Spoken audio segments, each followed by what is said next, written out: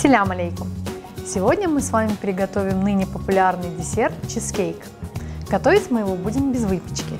Для этого нам понадобится сливочный сыр, сахар, творог, печенье, сливочное масло, сметана и желатин.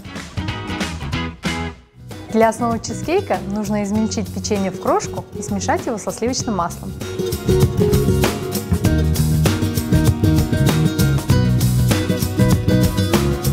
Готовую основу выкладываем на дно формы и хорошо утрамбовываем.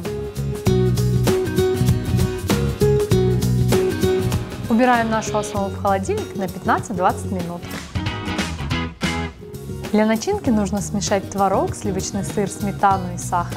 В конце нужно добавить растопленный желатин. На самом деле этот тортик известен еще со времен Древней Греции. Первые упоминания о нем относятся к 7-6 веку до нашей эры. Такой торт назывался плацента. Подавался он атлетам на Олимпийских играх для поддержания физических сил. Выкладываем нашу творожную смесь поверх основы. Убираем наш чизкейк в холодильник на 3-4 часа до застывания.